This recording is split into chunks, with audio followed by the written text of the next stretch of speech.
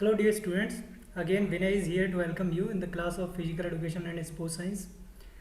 तो जैसा कि आप सब लोगों को मालूम है मेरे प्यारे बच्चों, हम जो है वो मस्कुलर सिस्टम कर रहे हैं और मस्कुलर सिस्टम में ये 5वीं क्लास में ले रहा हूँ, जिसमें हम कंप्लीट करेंगे sliding filament theory. It is a very rare case that in any kind of the examination, whether it is the state examination or the central examination, they are making the paper without sliding filament theory, right? तो ऐसा मुश्किल से आपको मिलेगा कि sliding filament theory से आपको question नहीं मिले। अच्छा, स्लाइडिंग फिलामेंट थ्योरी में आज इतनी ज़बरदस्त तरीके से हम करेंगे इसको कि आपको कोई डाउट नहीं रह जाएगा। अगर फिर भी कोई डाउट रहता है तो फिर मैं एक क्लासेस पे लूँगा और इसको बहुत ज़्यादा मैं इजी बना दूँगा। अभी मैं बता रहा हूँ, अभी क्योंकि अभी आपका DSSB का एग्जामिनेशन भी पास में ही है, इसको इस तरह से हम ख़त्म करते हैं। देखिए अभी आपको लग जाएगा कि किस तरह से हम लोग इसको ख़त्म कर रहे हैं और क्वेश्चन किस किस तरह से पूछे जाते हैं। मैं उसको एग्जांपल्स भी आपको दूंगा। तो क्या होगा कि आपसे बिल्कुल जो जिस तरह के डाउट्स हैं, मुझे मालूम है कि किस तरह से डाउट्स मोस्टली स्टूडेंट्स में होते हैं, तो we will find them out and if any kind of the real time problem to the students we will set them out at the same time, right. चलिए बेहतरीन, तो आज फिर शुरुआत करते हैं आज की और जानेंगे कि स्लाइडिंग फिलामेंट थ्योरी जो है वो किस तरह से काम करती है। बेसिकली पहले ये जान लें आप कि स्लाइडिंग फिलामेंट थ्योरी जो है वो मसल कॉन्ट्रैक्शन जो है वो इसका बेस है, ठीक है। मसल कॉन्ट्रैक्शन पे काम करती है और इसके अलग अलग एलिमेंट्स क्या हैं, क्या क्या पार्ट हैं, उन सब की बात आज हम लोग करने वाले हैं, ठीक है। इस क्लास के जस्ट बाद में मैं एक काफ़ी बेहतर क्लास मतलब बैक टू बैक क्वेश्चंस की लेने वाला हूँ। तो कल सब लोग आप लोग उपस्थित रहेंगे क्लास में। उसमें आपको ये टेस्ट करने में मतलब आसानी होगी अपने आप को कि जो आप पढ़ रहे हैं या फिर जो भी मैं पढ़ा रहा हूँ वो कहाँ तक आपको समझ में आ पा रहा है। मीन्स कि जब भी आप कोई भी क्लास कर रहे हैं, जब भी कोई भी पेपर या बुक आप पढ़ रहे हैं और उसके बाद अगर आप क्वेश्चंस लगा रहे हैं, अगर क्वेश्चन आपसे हो पा रहे हैं it means that your study is going on the right way, और अगर क्वेश्चन नहीं हो पा रहा है then you need to improvise your skill to read out और to sort out the problems, right. चलिए बेहतरीन, तो जानते हैं सबसे पहले देखेंगे कि स्लाइडिंग फिलामेंट थ्योरी जो है वो किस तरह से काम कर रही है आपकी, ठीक है। पहले उसके इंट्रोडक्शन से शुरुआत करेंगे और फिर लास्ट में हम जाते जाते सारी चीज़ों को ख़त्म कर देंगे, ठीक है। बेहतरीन, बहुत अच्छे। 1954 साइंटिस्ट पब्लिश 2 पेपर्स। अब इसमें आप क्या है ना, 2-3-4 चीज़ें मैं सब जितने भी इसके पार्ट्स हैं उनको खोल देता हूँ, फिर हम अच्छी तरह से अब इसको समझते हैं एक तरफ से, ठीक है। तो स्लाइडिंग फिलामेंट थ्योरी बेसिकली इसका एक छोटी सी स्टोरी सुन लीजिए, इससे आप भूलेंगे नहीं कभी। 1954 में साइंटिस्ट ने क्या किया था, 2 पेपर्स जिसमें किस पे थे वो, molecular basis of muscle contraction. Molecular basis of muscle contraction पे 2 पेपर निकाले describing the position of myosins and actin filament. अब बेसिकली होता क्या है कि जब स्लाइडिंग फिलामेंट थ्योरी की हम बात करते हैं तो हम 2 फिलामेंट की बहुत बात करते हैं, that is actin filament and myosin filament. Actin filament क्या होता है, आपका थिन फिलामेंट होता है, राइट। मायोसिन फिलामेंट क्या होता है, थिक फिलामेंट होता है। और ये इनके क्या क्या पार्ट्स होते हैं वो हम आगे पढ़ने वाले हैं, ठीक है। Various stage of contraction in the muscle fibres proposed how it is interaction to produce the contractile force. मतलब इस पेपर में वो सारी बातों की स्टडी की गई कि जब एक मसल यूनिट है और वो मसल यूनिट जब कॉन्ट्रैक्ट करती है तो कॉन्ट्रैक्शन के टाइम पे जो वर्किंग होती है मायोसिन की और एक्टिन की वो किस तरह से रहती है, इसका डिटेल जो है डिस्क्रिप्शन इस पेपर में दिया है। अगर आप चाहते हैं तो इसका ओरिजिनल पेपर आप डाउनलोड कर सकते हैं, right. Using the high resolution microscopy AF Huxley. अच्छा, जब भी स्लाइडिंग फिलामेंट थ्योरी की बात आती है तो स्लाइडिंग फिलामेंट थ्योरी के प्रोपोनेंट्स में नाम आता है AF हक्सले का। इसके अलावा क्या था कि जब इन्होंने ये थ्योरी दी थी तो इसमें R नेग्रेक भी थे 1954 में, HE Huxley, J Hanson 1954 observe the changes of sarcomere and muscle tissues shorten. ये लोग भी शामिल थे मतलब, लेकिन जो मेन प्रोपोनेंट दिया था वो हक्सले ने दिया था, ठीक है। तो इसमें 2 लोग हैं, AF हक्सले आता है तभी भी आंसर आप सही लगाएंगे, HE हक्सले आता है तभी भी आप आंसर जो है वो सेम लगाएंगे, ठीक है। तो इतनी बात आपको पता चल गई। आगे देखते हैं, they observe the one zone of repeated sarcomeres arrangement, उन्होंने एक जोन फाइंड किया था, ठीक है, जिसमें रिपीटेड सार्कोमेयर के अरेंजमेंट उन्होंने देखे थे। A band remain relatively constant length during contraction, उन्होंने कुछ ये देखा कि जब ये कॉन्ट्रैक्शन हो रहा था तो कॉन्ट्रैक्शन के टाइम में हुआ क्या था कि जो ए बैंड था वो रिलेटिवली उसकी जो लेंथ थी वो कांस्टेंट थी, वो मतलब चेंज नहीं हो रही थी, राइट। अच्छा, ये ए बैंड क्या है ये हम देखेंगे अभी आने वाली स्लाइड्स में, right. A band contains thick filament, इस बात को आप याद रखिए, यहाँ से क्वेश्चन पूछ लिया जाता है, सीधा सीधा क्वेश्चन पूछता है कि थिक फिलामेंट जो है वो कौन सा बैंड जो है वो कंटेन करता है, ठीक है। तो आप आंसर जाएंगे ए के साथ, ए बैंड आपका आंसर हो जाएगा इस केस में, ठीक है। Filament of myosin, right, thick filament of myosin, ठीक। ए बैंड में टोटल थिक फिलामेंट होते हैं और वो मायोसिन के होते हैं, राइट। तो ये बात आपको क्लियर होगी। Which suggest that the myosin filament remain central and constant length while the region of sarcomere shorten. तो आप एक बात यहाँ पे क्लियर कर लीजिए कि जब भी कॉन्ट्रैक्शन होगा, जब भी मसल शॉर्टनिंग होगी, उसमें जो मायोसिन फिलामेंट वाली जगह है बीच में ए बैंड है, अभी मैं फिगर में आपको दिखाऊंगा, तो उसमें कोई भी परिवर्तन नहीं होगा, ठीक है। ये बात आप नोट कर लीजिए। दूसरी चीज, investigator noted that the I band rich in thin filament made of actin change its length with the sarcomere. दूसरी चीज़ क्या है कि जो फिलामेंट की लेंथ चेंज होती है वो होती है एक्टिन की, और इस बैंड को क्या बोलते हैं, इसमें ज़्यादातर जो होते हैं वो थिनर फिलामेंट होते हैं, मतलब एक्टिन फिलामेंट होते हैं, लेकिन मायोसिन फिलामेंट की मात्रा भी इसमें होती है, ठीक। तो आपसे अगर वो पूछ लेता है क्वेश्चन में सीधा सीधा ये कि आई बैंड में कौन कौन से फिलामेंट होते हैं, तो एक्टिन और मायोसिन दोनों फिलामेंट उसमें होते हैं, ठीक है। चलिए, इनके मैंने शॉर्ट नोट भी बाद में लिखा हुआ है, तो वहाँ भी आपको क्लियर हो जाएगा। यहाँ थोड़ा मैं आपको एक स्टोरी टाइप इंट्रोडक्शन बताता हुआ चल रहा हूँ। आगे आने वाले जैसे जैसे क्लास आगे बढ़ेगी, ये क्लास उतनी ही ज़्यादा इंटरेस्टिंग होती चली जाएगी, क्योंकि इसमें जो ट्रिक्स, जो बेहतरीन फंडामेंटल्स मैंने लिखे हुए हैं, आई होप दैट कि उससे आपको कोई डाउट नहीं रहेगा। इसके बाद आपको स्लाइडिंग फिलामेंट थ्योरी की कोई भी क्लास करने की ज़रूरत नहीं पड़ेगी, ठीक है। चलिए, बेहतरीन, बहुत अच्छे।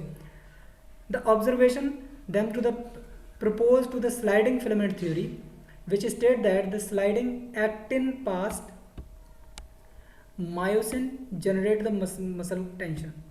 अब दूसरी बात क्या आती है, अगर यहाँ पे क्वेश्चन आपसे अगर बहुत अच्छा पेपर बनता है तो क्वेश्चन अगर उसमें इस तरह से पूछता है आपसे कि जो स्लाइडिंग फिलामेंट थ्योरी है उसमें एक्टिन और फिलामेंट मायोसिन फिलामेंट जो हैं वो शॉर्टन करते हैं या एक्सटेंड करते हैं, और उसमें अगर ऑप्शन में ये भी दिया हुआ है कि एक्टिन और मायोसिन फिलामेंट जो हैं वो स्लाइडिंग पास्ट करते हैं, एक दूसरे पे स्लाइड करते हैं, तो आंसर जो है वो स्लाइड के साथ आपको जाना पड़ेगा, क्योंकि एक्टिन और मायोसिन फिलामेंट जो होते हैं वो एक दूसरे के साथ क्या करते हैं, वो स्लाइड करते हैं। कैसे करते हैं वो हम देखेंगे अभी, ठीक है। Because actin treated as the structure located at the lateral end each sarcomere call Z disc और जेड बैंड। हर एक जो सार्कोमेयर लेयर होती है उसके एंड पे एक स्ट्रक्चर होता है, शॉटूथ लाइक का स्ट्रक्चर होता है, ठीक है। उस स्ट्रक्चर को हम बोलते हैं जेड बैंड या फिर जेड डिस्क बोलते हैं, ठीक है। चलिए, अच्छा, एक चीज़ और मैं आपको बताता चलूँ, यहाँ पे एक ही सार्कोमेयर लेयर को दूसरी सार्कोमेयर लेयर से अलग करने का काम भी कौन करता है, आपकी जेड डिस्क ही करती है, ठीक है। अच्छा, ये तो एक सार्कोमेयर से दूसरी सार्कोमेयर लेयर को मतलब बदलने की बात होगी। अगर क्वेश्चन इतना आ जाता है कि एक ही सार्कोमेयर लेयर को दो भागों में कौन सी लाइन जो है डिवाइड करती है, तो आपका आंसर हो जाएगा एम लाइन, ठीक है।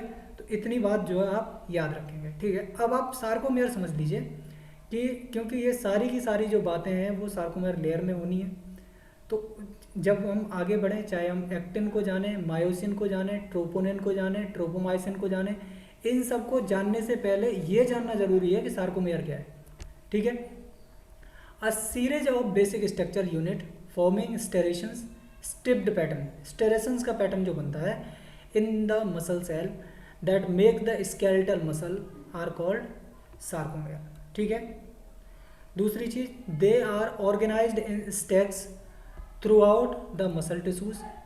The single muscle cell exhibit thousands of sarcomere। अगर क्वेश्चन पूछ लेता है कि सिंगल मसल सेल में कितने सार्कोमेयर लेयर हो सकते हैं? तो आंसर क्या हो जाएगा आपका थाउजेंड्स, मोर देन थाउजेंड जो है वो रेप्लिकेशंस आपको मिलते हैं, ठीक है। The length of muscle is subjected to change as the protein within modify in length resulting to the overall changes, ठीक है। A band the zone of repeated sarcomeres maintain constant length during the contraction, जिसकी बात हम लोग पिछली अभी story type बात में कर रहे थे, ठीक है। दूसरी, this band is presented at the centre of sarcomere layer where filament overlap. अगर आपको पूछता है कि कौन सा बैंड जो है सार्कोमेयर लेयर के मिडिल में होता है, तो आंसर आपका जाएगा A band. It consist of H zone compose of thick myosin filament. Sarcomere layer में एच जोन भी होता है जो कंपोज करता है किसको? थिक फिलामेंट को। थिक फिलामेंट कौन सा होता है आपका? मायोसिन। ये बार बार मैं थिन और थिक फिलामेंट यूज़ क्यों कर रहा हूँ? क्योंकि क्वेश्चन अक्सर टीजीटी में यहीं तक आना है, ज़्यादा लंबा नहीं पूछा जाएगा, ठीक है। जहाँ हम पीजीटी और यूजीसी नेट की बात करते हैं तब जाके क्वेश्चन जो है एच जोन तक जाते हैं, ठीक है, या फिर आपकी जेड डिस्क तक जाते हैं, या फिर आपकी एम लाइन तक जाते हैं क्वेश्चन, ठीक है। चलिए बेहतरीन। The two I bands contain at the thick filament while the thick filament are not too far away. मतलब ये कह रहा है कि ये जो बैंड है आपकी जस्ट जो जेड लेयर जो जेड लाइन होती है आपकी, जेड लाइन से शुरू होता है, ये जेड लाइन से इन अंदर की तरफ जो है वो मूव करता है और ज़्यादा दूर नहीं होता है थिक फिलामेंट से, ठीक है, थिन फिलामेंट से, sorry. The Z line are responsible for striped nature, right. The M line is located in the middle of Z lines contain myosin. Region between two Z lines is called sarcomere. दो Z line के बीच में जो reason होता है उस पूरे reason को एक साथ बोलें तो हम उसको सार्कोमेयर लेयर बोल सकते हैं, ठीक है। चलिए बेहतरीन। इससे पहले भी मैंने आपको बताया था कि क्वेश्चन अगर आपसे ये पूछ लेता है कि दो सार्कोमेयर लेयर्स को अलग अलग करने का काम कौन करता है, तो वो आपकी करती है जेड लाइन। तो इतनी बात आप याद रखेंगे। चलिए बेहतरीन। बाकी बची हुई चीज़ें जो आपको कन्फ्यूज़न दे सकती थी वो सारी की सारी यहाँ पे क्लियर हो जाएंगी, ठीक है। अब आप एक बात समझें कि ये जो ब्लू में आपको जो फिलामेंट दिख रहा है उसको हम बोलते हैं एक्टिन फिलामेंट और इसी को बोलते हैं थिन फिलामेंट।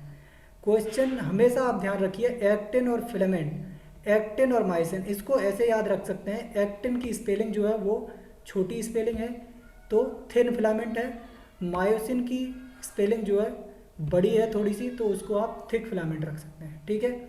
चलिए बेहतरीन। अब आप देखिए ये जेड लाइन है, ये जेड लाइन और इस वाली जेड लाइन, इन दोनों जेड लाइन के बीच का ये जो लेयर है यहाँ से ये शुरू होगा, ठीक है, और यहाँ तक ये पूरा जाएगा, इसको बोलेंगे एक सार्कोमेयर, ठीक है। ये बात आपकी क्लियर हो गई।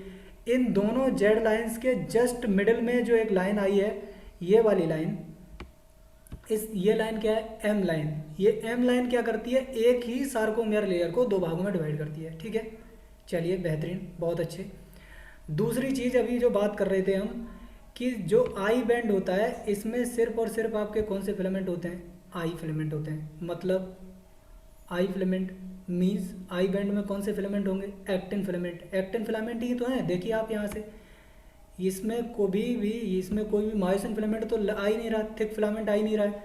तो सिर्फ और सिर्फ ये एक ऐसा रीजन है जिसमें जेड लाइन होती है और कोई भी थिक फिलामेंट नहीं होता है, ठीक है। एक क्वेश्चन क्लियर हुआ। दूसरा, ए बैंड जो होता है आपका, ए बैंड में थिक फिलामेंट भी होता है, थिन फिलामेंट भी होता है, ठीक है। ये बात आपको समझ में आई? बढ़िया, बहुत अच्छे। अब जेड वो क्या नाम है, जब आपका ए बैंड हो गया आपका बीच का, क्लियर। ये कंडीशन, पहले वाली जो कंडीशन आपको दिखाई गई है ए कंडीशन, ये क्या है? ये नॉर्मल सिचुएशन में है। दूसरी वाली में क्या होगा? दूसरी वाली कंडीशन जो है वो कॉन्ट्रैक्शन की कंडीशन है। ये जब मसल आपकी कॉन्ट्रैक्ट हो गई है उस टाइम की सिचुएशन है। उसमें देखिए जो हम अभी बात कर रहे थे कि जो थिक फिलामेंट हैं वो जस के तस रहते हैं। ये देखिए थिक फिलामेंट की कोई भी लेंथ में परिवर्तन नहीं हो रहा है, ठीक है। दूसरा आपका जो ए बैंड था उसमें भी न तो वो बढ़ा है न घटा है, वो फिक्स है उतना ही।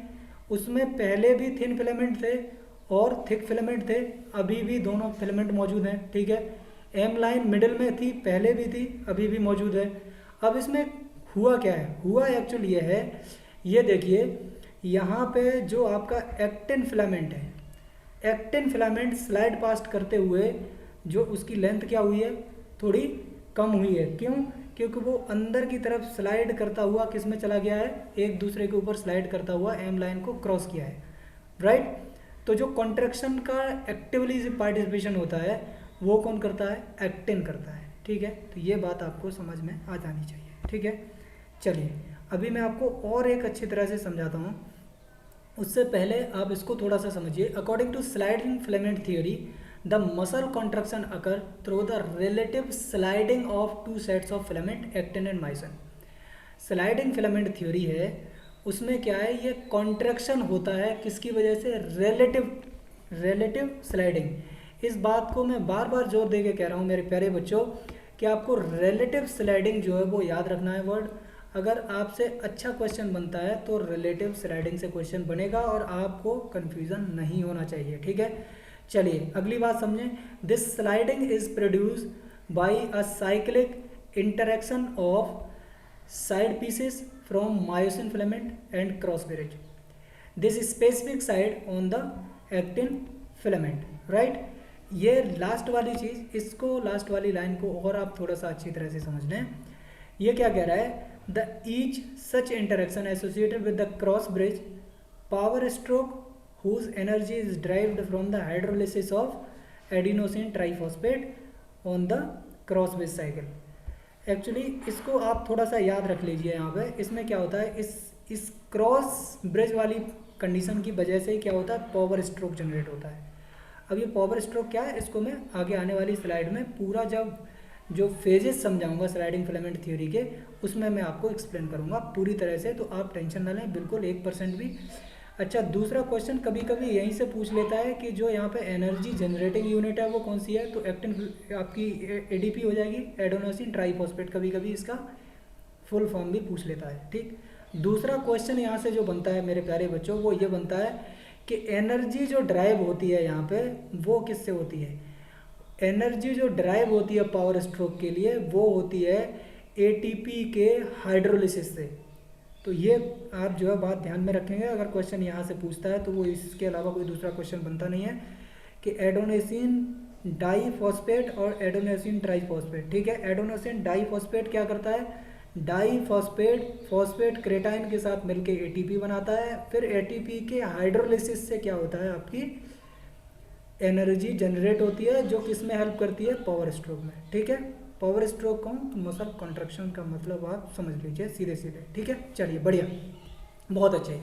अब मैं 3 सिचुएशन आपको दिखाता हूँ जिससे आपको एकदम से क्लियर हो जाएगा कि मतलब बात इतनी जो अभी तक जो पिक्चर चल रही थी वो मतलब जितनी भी रामायण अब तक सुनाई जा रही थी वो किस बात के लिए सुनाई जा रही है, ठीक है। चलिए पहली इसमें देखिए, ये नॉर्मल सिचुएशन है जिसमें पहले मैं आपको ये क्लियर कर दूं कि इसमें जो ग्रीन कलर के आपको दिख रहे हैं वो एक्टिन फिलामेंट है, जो आपको रेड से कलर में दिख रहे हैं वो आपको मायोसिन फिलामेंट है, ठीक है। ये बात क्लियर हो गई आपकी। नॉर्मल सिचुएशन में क्या रहती है वो आप यहाँ पे देख लीजिए बहुत अच्छी तरह से, ठीक है। एच जोन आपको क्लियर दिखाई दे रहा होगा। अब जब मसल कॉन्ट्रैक्शन होगा तब इनकी सिचुएशन जो है वो बदलेंगी।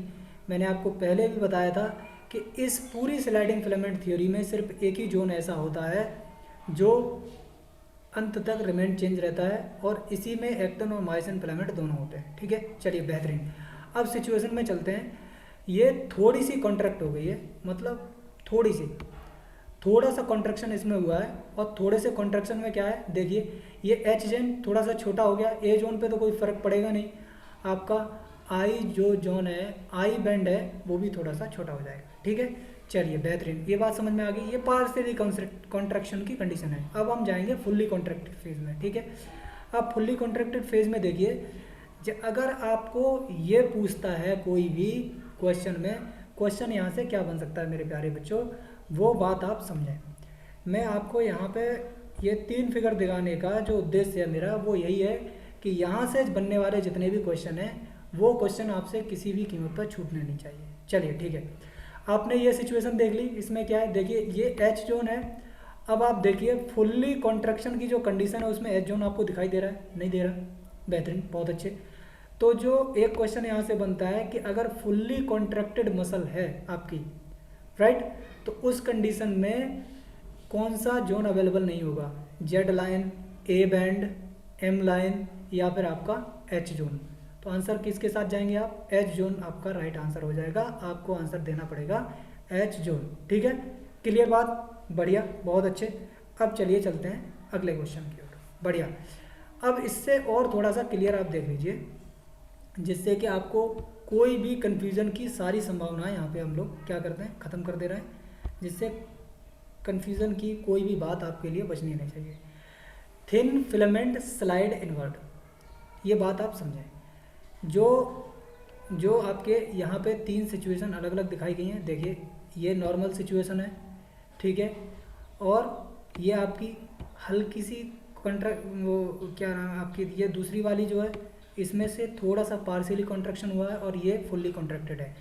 अब इसमें आप देखें,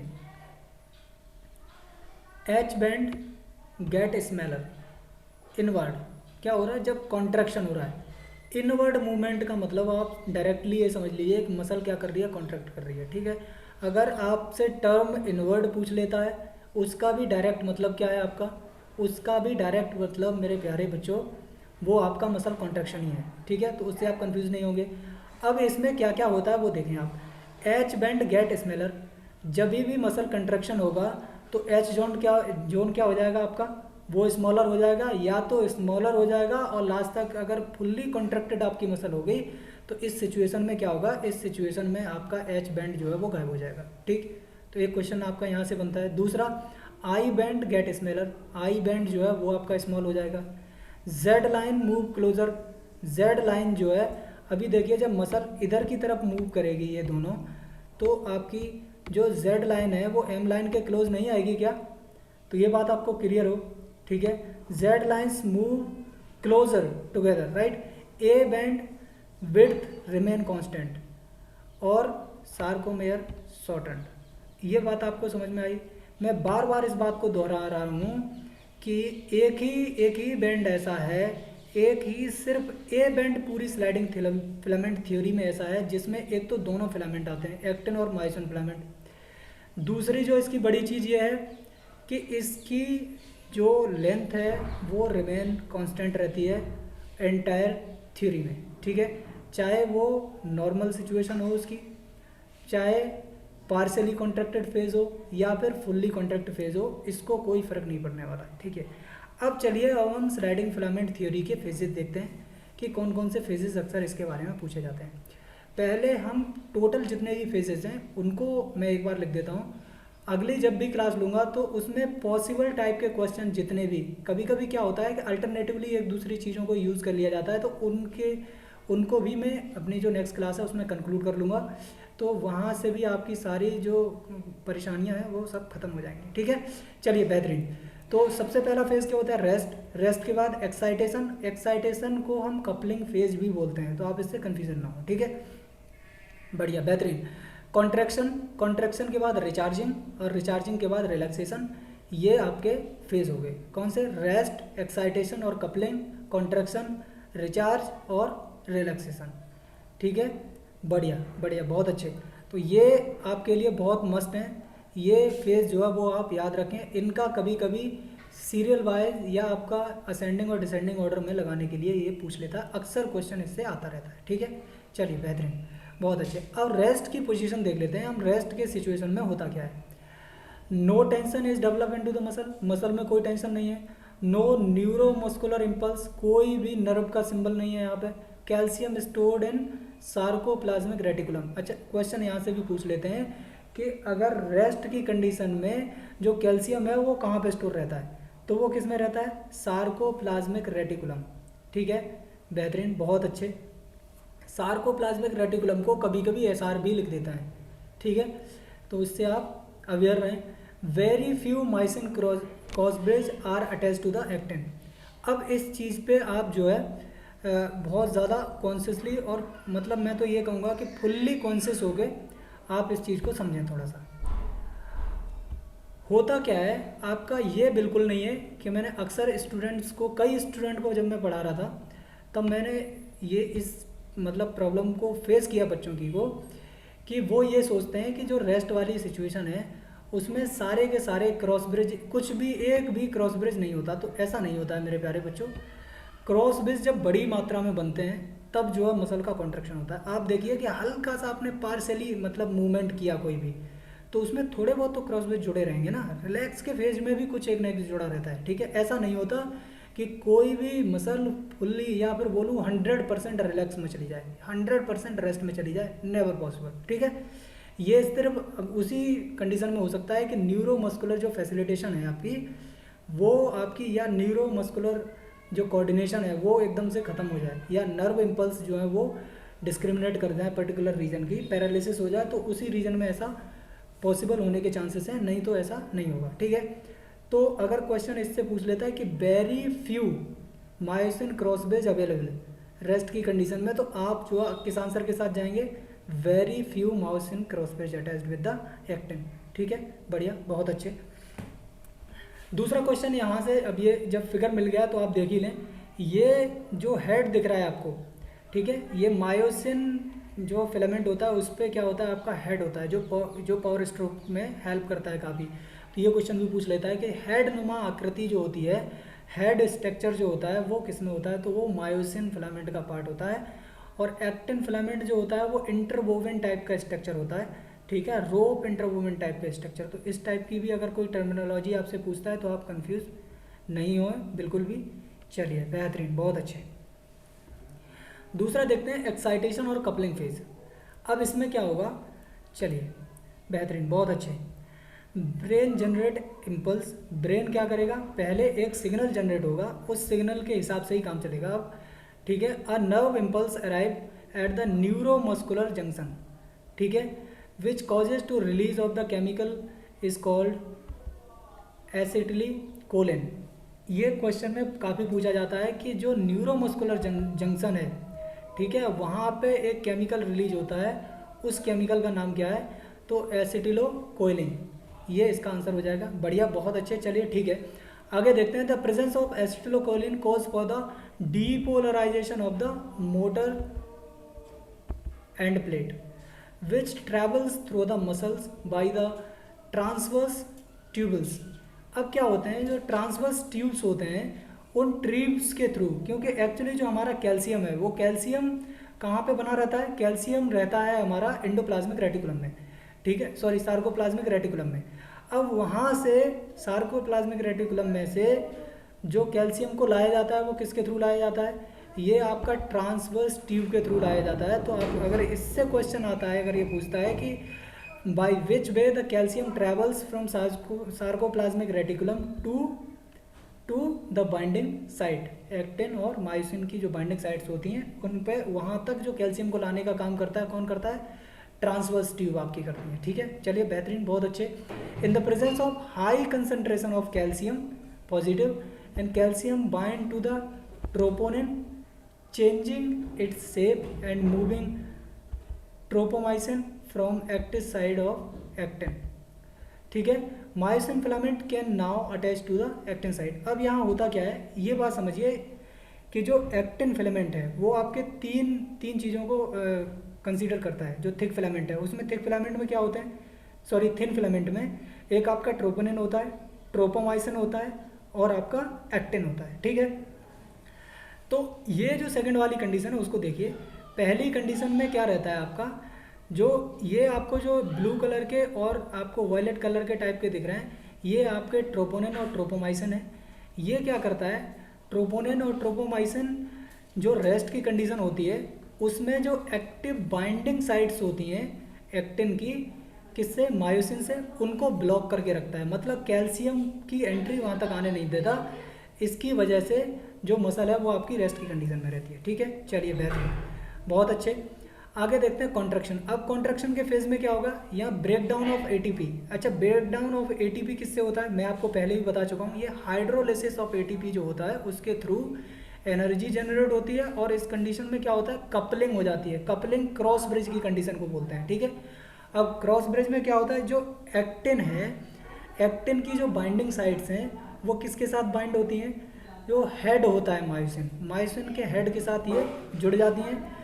it occurs along the entire length of every myosin या मायोफाइब्रिल मसल सेल, राइट। और इसमें क्रॉस ब्रिज बन जाता है, और फिर इसके बाद क्रॉस ब्रिज से क्या होता है, आपका पावर स्ट्रोक जनरेट होगा, ठीक है। और पावर स्ट्रोक जनरेट होने के बाद मसल कॉन्ट्रैक्ट होगी, और कॉन्ट्रैक्ट होते टाइम में क्या होगा कि जो एटीपी से हाइड्रोलिसिस से जो एनर्जी जनरेट होगी, तो एटीपी फिर दोबारा से किस में कन्वर्ट हो जाएगा, आपका एडीपी में कन्वर्ट हो जाएगा।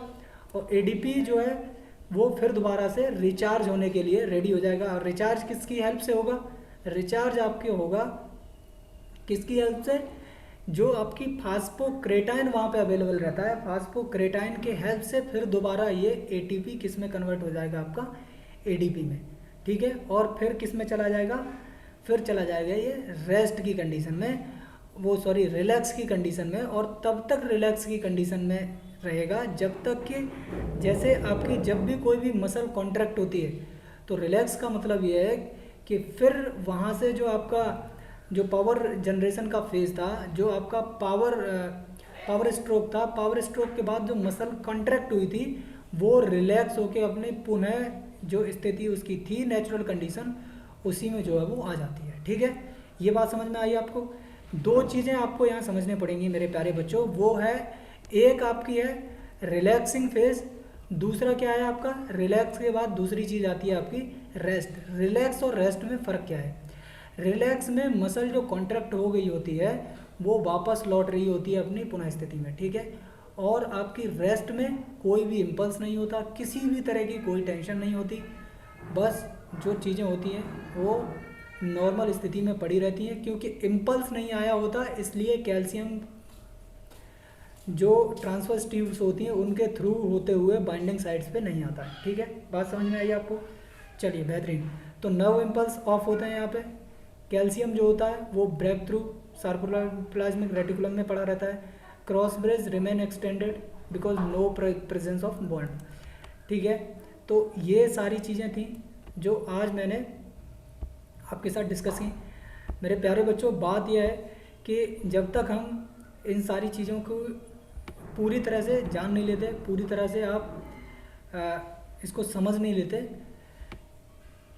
तब तक मैं आपको इसके बारे में सारी चीज़ें वो बताता रहूँगा। आई होप दैट कि इस क्लास के बाद आपको कोई प्रॉब्लम नहीं आएगी। कुछ प्रॉब्लम्स मैंने जानबूझ के छोड़ी हुई हैं, मैं चाहता हूँ कि आप खुद से उनको सॉल्व करें, ठीक है। और जो भी आपको प्रॉब्लम आज की क्लास में आती है, इसके अलावा भी अगर किसी भी स्मॉल टॉपिक से, किसी भी माइक्रो जो इसमें पार्ट बचा हुआ है, उस माइक्रो पार्ट से भी अगर आपको प्रॉब्लम है तो आप मुझे किसी भी तरह से बता सकते हैं, चाहे वो आप मुझे मेल कर दीजिए, चाहे मुझे Telegram book active community of India पे जुड़कर आप बता दीजिए, या फिर आप सीधे सीधे व्हाट्सएप ग्रुप मेरी टीम डील करती है, वहाँ पे अपना क्वेश्चन छोड़ दीजिए। अगली क्लास में हम उसको कंक्लूड कर लेंगे। बेहतरीन। अब क्या है, अगली क्लास के बारे में मैं आपको बता देता हूँ। अगली क्लास में हम मेरे अंदाज से 30 या तो मिनिमम 35 क्वेश्चन होंगे, या 20 to 35 क्वेश्चन हम करेंगे अगली क्लास में। हम हर एरिया का क्वेश्चन इसमें से लेंगे, जिससे कि आपकी जो भी डाउट की सिचुएशंस हैं उन सबको मैं ख़त्म कर दूंगा। मैं विश्वास दिलाता हूँ आपको कि इसके बाद आपको स्लाइडिंग फिलामेंट थ्योरी तो पढ़ने की ज़रूरत नहीं पड़ेगी, ठीक है। तो इसी के साथ हम आज की क्लास ख़त्म करते हैं। मेरे प्यारे बच्चों, आपके लिए ढेर सारी शुभकामनाएं, क्योंकि आपका TGT का एग्ज़ाम भी आने वाला है और आपका DSSB की एग्ज़ाम भी आने वाला है। अपने स्वास्थ्य का ख्याल रखें और मेहनत से पढ़ाई करते रहें। मिलते हैं अगली क्लास में, तब तक के लिए नमस्ते।